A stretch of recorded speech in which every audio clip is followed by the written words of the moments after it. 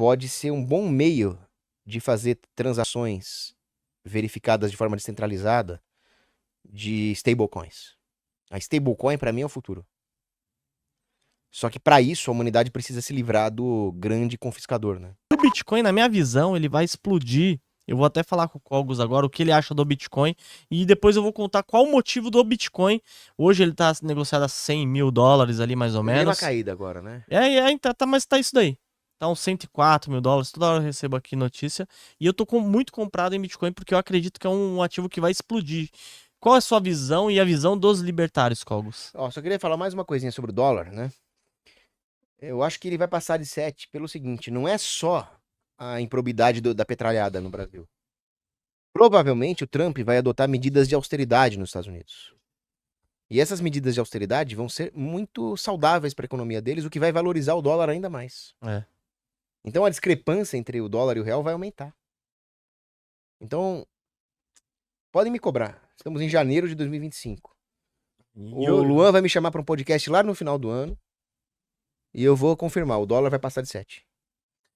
E uma das coisas que o dólar vai se valorizar mesmo, se o Trump acontecer, antes da gente entrar no Bitcoin, é que o Elon Musk está entrando lá para o departamento de eficiência. Eles querem economizar 1 trilhão de dólares.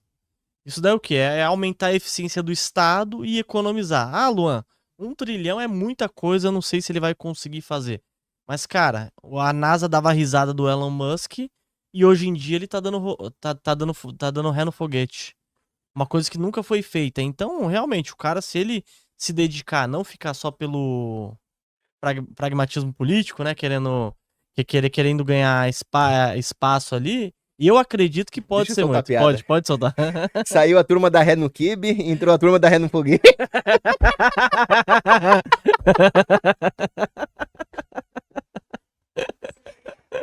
Isso daí é boa, isso daí. Ah, eu vou preso, Agora- mas vou preso rindo. cara. Agora o chat vai à loucura. Ô, Cogos, e o Bitcoin também eu vou falar porque o Bitcoin vai explodir, né? Mas qual que é a sua visão sobre o Bitcoin? Bom, vamos falar um pouco do Elon Musk. Pode O falar. Elon Musk, ele conseguiu dar ré no foguete, ele conseguiu superar a NASA em eficiência por um motivo muito simples. A NASA é uma agência estatal que vive de impostos. Que incentivo eles têm para serem eficientes? E o Elon Musk, apesar dele receber subsídios do governo, etc., ele ainda é um empresário. Então ele tem que ter alguma disciplina de custo-benefício. Só que o Ludwig von Mises, ele escreve um texto muito importante num livro que eu recomendo fortemente, que é Governo Onipotente. O Mises escreve o seguinte: a burocracia estatal, ela tem a natureza de burocracia estatal. Se você contrata um empresário muito bem sucedido para ser um burocrata, ele não vai mais ser um empresário, ele vai ser um burocrata. Pelo menos enquanto ele exercer a atividade de um burocrata. E as burocracias respondem a incentivos de burocracia. Toda burocracia tem como incentivo o crescimento cancerígeno de si mesma. As burocracias, elas não obedecem às leis do mercado porque elas não são o mercado. Elas são burocracias. Elas obedecem às regulações do governo e os incentivos para explorar o máximo possível de renda corrente tirada da população na forma de impostos, em vez de pensar no acúmulo de longo prazo do capital. Então, eu não acho que contratar um empresário como Elon Musk vai resolver o problema da ineficiência estatal. Acho que não. Burocracias são ineficientes por natureza. Eu acho que o Elon Musk pode conseguir, sim, abater alguns custos, mas será que isso vai retornar para a população na forma de diminuição de impostos? No cenário mais otimista, vamos supor que o Elon Musk corte X bilhões de custo e o Trump responda cortando X bilhões de receita de impostos. Que bom. Mas a burocracia vai continuar existindo. O ideal seria que a burocracia se fizesse não necessária. Que ela deixasse de existir. Como é que funciona um pai que educa uma criança? O pai educa a criança para a criança sobreviver sem ele. Os pais morrem antes dos filhos, geralmente, né? Sim. Então por quê? Porque o pai ama o filho e quer que ele seja independente. Burocracias não amam o povo. Burocracias amam a si mesmas. Elas não vão tornar a economia pujante de forma que a burocracia possa finalmente desaparecer. Então, colocar o Elon Musk lá para aumentar a eficiência do Estado, para mim é uma medida extremamente paliativa e que, tudo bem, pode até acontecer de cortar os custos, mas eu não quero que isso mate o espírito de discutir o fim das burocracias, a privatização e a desestatização de tudo. É aqui que nós temos que chegar. Diminuição do Estado. Para zero. Pra zero, mas Pra você... zero. Mas vamos Porque, voltar aqui. sabe por que tem que ser zero? Por quê? Porque é o seguinte, Mas não dá pra ser zero, Cogos. é o único jeito, não dá para ser positivo o valor. Porque, na verdade, se você for zero mesmo, aí você já entra até na ausência de... A segurança mínima... Não, você não entra na ausência de segurança, você entra na ausência de monopólio coercitivo da segurança. É. Porque o homem inferior, dizia Ortega y Gasset, ele vai pedir um monte de coisinhas pro governo. Ah, me dá esporte grátis, me dá saúde grátis, me dá educação grátis. E proíbe o meu vizinho de fazer aquilo que eu não gosto. Ah, obriga não sei quem a fazer aquilo que eu gosto. Esse é o homem inferior, o homem massa. O homem superior, ele vai falar, não, governo, só não me atrapalhe. A única coisa que você tem que fazer é atrapalhar quem quer me atrapalhar. Então, vigia as fronteiras e prenda os ladrões. Justo? Justo. Pronto, você já vendeu alma pro diabo. Porque se você pede pro Estado vigiar as fronteiras e prender os ladrões, pra você, o homem superior já não está mais fazendo esse serviço. Ele já terceirizou pro Estado. E o que o Estado vai fazer pra manter o seu monopólio? O poder da força. Ele vai usar, pior que isso, ele vai usar o seu poder de propaganda e demagogia pra aliciar as massas, dando coisas de graça pra ela, pra derrubar a aristocracia dos homens melhores. A primeira coisa que o Estado faz não é matar o povo, é matar os aristocratas. Aí ferrou tudo. A hora que você tem um monopólio da força, acabou a responsabilidade dos aristocratas. Aí entra, por isso que o Hoppe escreve, né? A hora que você passa da aristocracia pros estados nacionais, já ferrou tudo. Por isso que o Estado tem que ser zero. A segurança tem que ser privada. Eu não tô falando que tem que acabar a polícia e o exército. Eu tô falando que a polícia e o exército são serviços de mercado. Ô, Cogos, e entrando no Bitcoin em si, Uhum. qual que é a sua visão aí como um libertário? Então, o Bitcoin, eu acho ele maravilhoso em certos aspectos, no sentido de despertar uma cultura de... Como é que eu falo isso sem ser preso? De você se recusar a dar dinheiro pra uma elite pedófila, vai. Como é que se chama isso, né? O que eu posso dizer? Algumas pessoas acham que se recusar a dar dinheiro pra uma elite pedófila é crime. Eles dizem, por exemplo, sonegar é crime, né? Mas pra mim, você se recusar a dar dinheiro pra um ladrão é legítima defesa, não é crime, né? Exatamente, você vê os gastos absurdos, né, do governo e a gente pagando impostos, DARF, DAS. Aí você começa a ver, você fica meio doido, né? Você pega e fala, putz, eu não quero o Estado. Eu sou a favor de você poder se defender o seu patrimônio contra o ladrão, seja lá quem for o ladrão. Pode ser um ladrão eleito, pode ser um ladrão de farda. Você tem direito de não dar seu dinheiro pro ladrão. E o Bitcoin, ele desperta essa cultura. Agora, qual que é o problema do Bitcoin? O problema do Bitcoin é que ele é extremamente volátil pelo fato de que ele não tem um lastro não monetário. Isso é uma baita discussão dentro da bolha libertária. E alguns, como o Avelino, que é um grande amigo meu.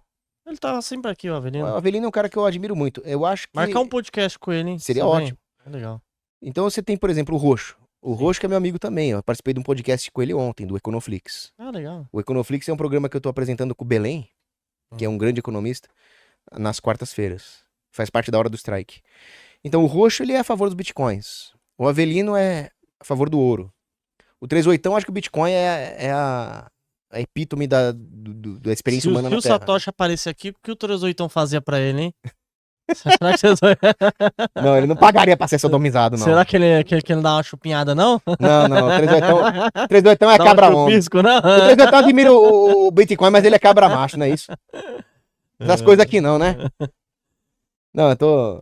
Abraço aí pro 38. Brincadeira, Só que... 38 é gente boa. Bom, o 38 é muita gente boa. Só que, assim, eu acho que o 38 exagera os méritos do Bitcoin, enquanto o Avelino, ele denha demais do Bitcoin. Então, o Bitcoin tem o seu mérito. O Bitcoin tem o mérito de permitir que as pessoas, mesmo que valendo-se dos componentes especulativos do Bitcoin, protejam o seu valor contra a senha tributária do governo. Mete autocustódia ali e tal. Só que no frigir dos ovos, eu não acho que o Bitcoin seja a moeda ideal. Eu tava discutindo isso outro dia com a Nanda Guardia. Sabe quem é? Conheço a Nanda, gente boa demais. Pô. Muito. E Já teve aqui, já. e muito inteligente também. E na minha discussão com ela, nós chegamos à seguinte conclusão. O Bitcoin, no final das contas, ele vai tender ao seu valor sem o componente especulativo.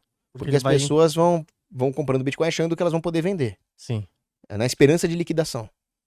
Se uma coisa se vale somente da esperança de liquidação, o valor dela vai tender a colapsar em algum ponto. Sim. E o componente especulativo do Bitcoin é tão alto que bastou o Trump não citar o Bitcoin no discurso de posse que ele caiu. Então é volátil demais para servir como unidade de conta. E eu acredito que o grande mérito do Bitcoin é a tecnologia de blockchain. Porque a tecnologia de blockchain pode ser um bom meio de fazer transações verificadas de forma descentralizada de stablecoins. A stablecoin, para mim, é o futuro. Só que para isso, a humanidade precisa se livrar do grande confiscador, né? Que é o Estado. Porque tudo aquilo que é sólido e real também pode ser sólida e realmente confiscado pelo Estado. Então, no final das contas, o Bitcoin só tem o valor que tem pela especulação e pelo medo de ser confiscado pelo Estado. Ele não é a moeda mais saudável que poderia ter. Uma sociedade seria muito boa se você pudesse sair contando dinheiro na rua. De E se a boa. menina pudesse andar de mini saia às 3 da manhã. Só que se ela fizer isso, ela é estuprada e o cara é roubado. Então nós temos um problema para resolver, que é a criminalidade, inclusive a criminalidade praticada pelo Estado contra o povo. E uma vez que isso for sanado, as pessoas vão migrar para moedas mais sólidas, que são as stablecoins. Então o que eu diria? Tenha bitcoins, tenha ETF de Bitcoin, mas fica de olho aberto. Vai preferindo ativos mais reais. Os caras, os bilionários aí estão comprando terra agriculturável, água potável. A hora que der um colapso nas redes de computador, como é que você vai liquidar o seu Bitcoin? Em algum momento você vai ter que ter arma, terra e ouro. Então você investe em Bitcoin e também, tipo, em ativos reais ali. Claro. Que é mais fácil você ter, sei lá, às vezes ter uma casa ou alguma coisa assim, uma terra. Você tem que ter a moeda que vai valer no apocalipse. No apocalipse não vai valer Bitcoin, não vai ter rede elétrica. E você acha que pode acontecer um apocalipse, August? Você acha que tem... Um apocalipse não, tipo assim, tipo aquele apocalipse, de, tipo, todo mundo acabar a energia... Não Vamos assim. precisa acabar a energia, não precisa ser um apocalipse zumbi, não. Basta o Estado meter um sistema de crédito social, controlar toda a energia, colocar você em cidades de 15 minutos, condicionar o abastecimento elétrico a você obedecer o governo, acabou, você vai ter que fugir pro mato. Uhum. E uma saída seria, então, uma rede elétrica Privada? privada, off-grid, Seria, e também o negócio do Elon Musk, né? Starlink? A Starlink. Então, Eu já aí- tenho aí que Starlink. tá. Ótimo, tenha, mas tome cuidado também. Tome cuidado. Pensa no poder que nós estamos dando pro Elon Musk. É gigante, né? Ele tá tendo acesso às nossas telecomunicações. Poder corrompe. Poder absoluto corrompe absolutamente. O Elon Musk não é um herói da liberdade, não é uma pessoa boa. Ele é só um sujeito que está se aproveitando da situação e tudo que nós podemos fazer é aproveitar de volta. Aproveita as coisas que ele está oferecendo, Starlink, o Diaba 4, o X, expressa a sua opinião ali, Cybertruck. que seja. Mas saiba que a salvação, quem morreu na cruz por você foi Jesus Cristo, não foi o Elon Musk. E o pessoal ainda coloca o Trump e ele como anticristo. Olha, Você acredita de jeito que... nenhum. Não? Não, eles são... O Trump e o Elon Musk são dois caras aí com seus interesses próprios, pecadores, tá? Mas tão longe de ser um anticristo, pelo contrário. Eles combateram pessoas muito mais próximas de serem um anticristo, como a Kamala Harris. Mas o Trump e o Elon Musk, eles também não são bonzinhos, não. E no final das contas, qual que é o papel de pessoas como o Trump e o Elon Musk? É dar a ilusão para a população de que existe oposição, de que o governo pode ser eficiente, de que o sistema pode ser salvo. Não, esse sistema é podre e satânico, ele não pode ser salvo. Aproveitem o fato de que o sistema é obrigado a recuar em alguns momentos, permitir a eleição do Trump, compra a tua arma, compra o teu ouro, compra a tua terra e se prepara para a batalha do Armagedon, porque o Estado é satânico, cara. A eleição do Trump não vai tirar a maçonaria de trás do governo. E, Colgo, só para completar o que o pessoal perguntou aqui, por que eu acho que o Bitcoin ele pode explodir agora nesse ciclo é por conta de uma medida do Trump, que já fontes Reserva do tesouro? reserva do tesouro. Se fizer isso daí, qualquer movimento, não precisa colocar tanto dinheiro, mas só deles falar, acho que o Bitcoin já bate já seus cento e poucos. O que as pessoas não sabem é que não é o Trump falou. Os países já estão fazendo reserva de Bitcoin, ninguém é burro. Os Já banqueiros de moeda fiduciária já estão fazendo. Já estão comprando ali e se posicionando. Olha, todo mundo que puder vai fazer o seguinte: vai passar a moeda ruim pra frente e guardar a moeda Moeda forte. Pronto. 38 fala isso. Hum. Eu me divido em real, não é isso? Me divido em moeda fraca. Vou gastar a moeda fraca. A moeda forte vai ficar comigo, não é isso? É isso ou não é? Não é isso? Isso Todo mundo faz isso. Os governos, você acha que são burros? Já estão fazendo isso. Só que eles não falam. Tudo que o Trump tudo que o Trump fez de diferente é falar. Verdade. Mas como ele falou, certamente vai haver um aumento da demanda pelo Bitcoin, sem dúvida. Ele vai explodir ainda. É que aí existem vários componentes. O Bitcoin ele é um ativo muito complexo de ser analisado porque ele é volátil. Ele depende de muitos componentes. Por exemplo, quando os juros baixam, Vixe, é. geralmente o Ele tende a Bitcoin, infinito, né? o Bitcoin geralmente sobe. Porque aí aumenta a liquidez no mercado e as pessoas começam a tomar risco. Até pelos motivos errados o Bitcoin sobe. Porque as pessoas ficam propensas ao risco, motivadas por uma distorção no preço do tempo, que é a queda artificial dos juros, e compram Bitcoin. Depois, a hora que os juros voltam a subir, muita gente fica com medo, e elas são pessoas com preferência temporal alta, ficam com medo da volatilidade do Bitcoin e tiram as suas posições de Bitcoin. E aí fica aquela flutuação absurda, mas isso aí é só um resultado da flutuação da taxa de juros. Não é isso que importa. O cara que quer investir em Bitcoin ele tem que ser sangue frio psicologicamente. Ou ele tem que ter uma porcentagem que ele não mexe, né? Então, o que eu fiz? Subiu na pandemia, na ditadura sanitária. Eu falei que ia subir. Eu cantei a pedra. Eu falei, ó, vai entrar a ditadura sanitária e as pessoas vão ter que correr pra moeda forte. Aí o Bitcoin subiu. Aí depois que começaram a voltar a economia normal, caiu e as pessoas, acabou o Bitcoin. Eu mantive minha posição. Aí subiu mais ainda. Então o Bitcoin ele é um ativo de muito longo prazo. O Bitcoin é um negócio que você tem que ter pra não mexer nele. Pra deixar ele lá paradinho. Claro, tem gente que é trader de criptomoeda, que Aí já é outra cara coisa, que né? manja. Aí é outra coisa, tem cara que faz isso profissionalmente. Você pode até ter uma parte do seu portfólio pra meter em copy trade, esse tipo de coisa.